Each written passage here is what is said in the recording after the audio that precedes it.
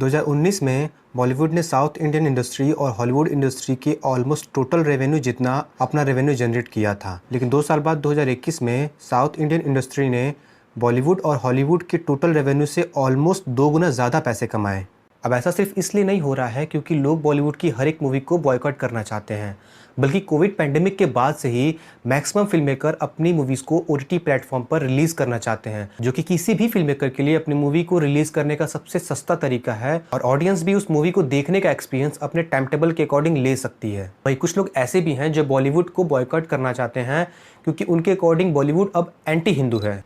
इन 2 movies की IMDb rating को देखिए। एक तरफ आमिर खान की लाल सिंह चड्ढा की IMDb रेटिंग है जिसे ज़्यादातर लोगों ने 1 की रेटिंग दी हुई है। वहीं दूसरी तरफ विवेक अग्निहोत्री की द कश्मीर फाइल जिसे 90% से ज़्यादा लोगों ने 10 की रेटिंग दी हुई है। अब यहाँ पर मैं मूवी का रिव्यू नहीं कर रहा कि कौन सी मूवी अच्छी है या बुरी, बल्कि पॉइंट ये है कि लोग अब बॉलीवुड को एंटी हिंदू मान रहे हैं और इसलिए जो मूवी या एक्टर उनके फेवर में नहीं होते हैं लोग उन्हें बॉयकॉट कर दे रहे हैं। द कश्मीर फाइल ने इस साल बॉलीवुड की तरफ से 340 करोड़ का बॉक्स ऑफिस कलेक्शन किया, जो ये दिखाता है कि लोगों को इसका कंटेंट कितना अच्छा लगा और लोग कितने आसानी से इस मूवी से खुद को कनेक्ट कर पाएँ। पर अगर आप इसके IMDb रेटिंग को देखोगे तो ये आपको कुछ दूसरे मूवीज़ की रेटिंग की तरह नहीं दिखती, बल्कि इसके इस रेटिंग में आपको 2 कम्युनिटी के बारे में पता चलेगा। एक वो जो इसके फेवर में थे और एक वो जो इसके अगेंस्ट में थे।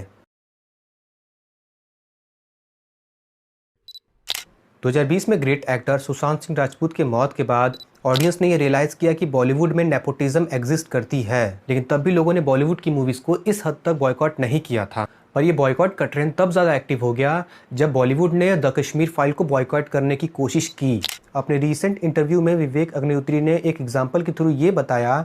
कि जब एक टूथपेस्ट बेचने वाली कंपनी अपने ही कस्टमर का मजाक उड़ाते हुए ये कहेगी कि जो भी इस टूथपेस्ट को यूज़ करता है वो इडियट है, तो ऐसी सिचुएशन आएंगी ही। इसके अलावा उन्होंने अपनी स्टेटमेंट में यह भी बताया कि कैसे बॉलीवुड क्रिटिक और मीडिया ने मिलकर इस मूवी को टोटली इग्नोर किया था,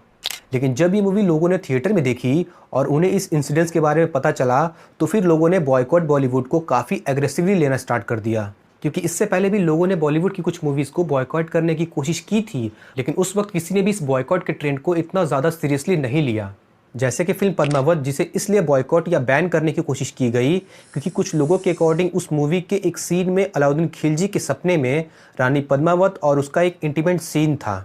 जिसे लेकर हिंदू स्पेशली राजपूत ऑर्गेनाइजेशन के लोग काफ़ी ज़्यादा एग्रेसिव हो गए थे। लेकिन इसके बाद भी इस मूवी ने ऑलमोस्ट 600 करोड़ का बॉक्स ऑफिस कलेक्शन किया था। और ऐसा ही कुछ आमिर खान की मूवी दंगल के साथ भी हुआ, क्योंकि उनकी वाइफ सिक्योरिटी रीज़न की वजह से इंडिया में रहना नहीं चाहती थी, लेकिन इसके बाद भी आमिर खान की इस मूवी ने 2000 करोड़ का बॉक्स ऑफिस कलेक्शन किया था। अब ऐसा इसलिए हुआ क्योंकि मैक्सिमम ऑडियंस को इसकी स्टोरी काफ़ी अच्छी लगी और उन्होंने किसी तरह के रूमर्स पर विश्वास नहीं किया। इस बात का एग्जांपल आप राधे श्याम और भूल भुलैया जैसी मूवीज से भी ले सकते हैं। राधे श्याम एक्टर प्रभास की मच अवेटेड मूवी थी जिसका बजट 300 से 300 करोड़ के बीच में था, लेकिन इस मूवी में प्रभास जैसे एक्टर होने के बाद भी इसे 100 करोड़ से ज़्यादा का लॉस हुआ क्योंकि इसकी स्टोरी ऑडियंस को इतनी ज़्यादा इंटरेस्टिंग नहीं लगी। वहीं दूसरी तरफ भूल भुलैया 2, जिसे पहले ही इतना ज़्यादा ट्रोल किया जा रहा था क्योंकि इस मूवी में लीड रोल पर अक्षय कुमार की जगह कार्तिक आर्यन को लिया गया, बावजूद इसके ये मूवी इस साल की बॉलीवुड की तरफ से टॉप हिट फिल्मों में आ रही है।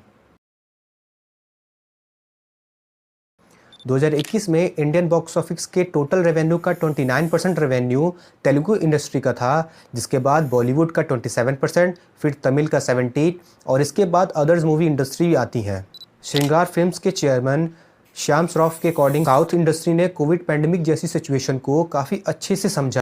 जैसे कि KGF पार्ट 1 के रिलीजिंग के टाइम यश ने अपनी मूवी के प्रमोशन के लिए दिल्ली और मुंबई के यूट्यूब क्रिएटर की हेल्प ली थी ताकि उनकी मूवी के बारे में दूसरी इंडस्ट्री और ऑडियंस को भी पता चल सके, और यही कारण था कि इस मूवी को दूसरे इंडस्ट्री के लोगों ने भी देखा और पसंद किया। इसके अलावा अनुराग कश्यप ने अपनी रिसेंट इंटरव्यू में ये कहा कि आज के टाइम कोई भी मूवी सिर्फ किसी बड़े स्टार की स्टोरी से ही जोड़कर नहीं दिखाई जा सकती। उनके अकॉर्डिंग गैंग्स ऑफ वासेपुर और डेवडी जैसी मूवी ज़्यादा इंगेजिंग है क्योंकि ऐसी मूवी में कभी भी किसी एक पर्टिकुलर स्टार पर ही फोकस नहीं किया जाता, और यही कारण भी है कि इस साल बॉलीवुड की 77% मूवीज़ फ्लॉप हुई हैं क्योंकि उनकी मूवी का पूरा प्लॉट किसी एक बड़े स्टार के अराउंड ही रखा जाता है। इसके अलावा एक चीज़ और है जिसने साउथ इंडस्ट्री मूवी को हॉलीवुड की मूवीज़ के लेवल पर लाकर खड़ा कर दिया है, VFX। एस राजामौली जिस लेवल का VFX एक्सपीरियंस थिएटर में बैठे ऑडियंस को देते हैं, उस लेवल का VFX एक्सपीरियंस कोई और डायरेक्टर नहीं दे पाता।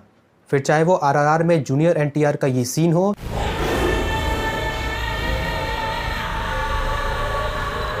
या बाहुबली के कई सारे सीन। और यही चीज़ maximum audience Hindi Bollywood movies में मिस करते हैं।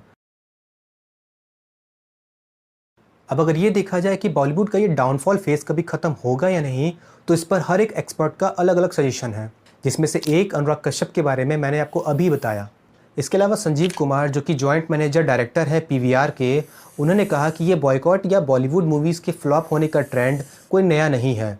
क्योंकि 2002 भी बॉलीवुड के लिए कोई खास अच्छा साल नहीं रहा था।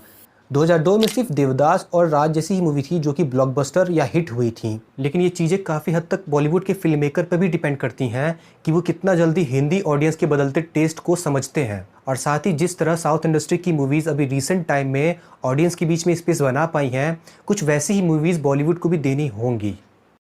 आई होप आपको ये वीडियो और इसमें की गई रिसर्च आपको अच्छी लगी होगी, तो प्लीज़ चैनल को सब्सक्राइब ज़रूर करिएगा।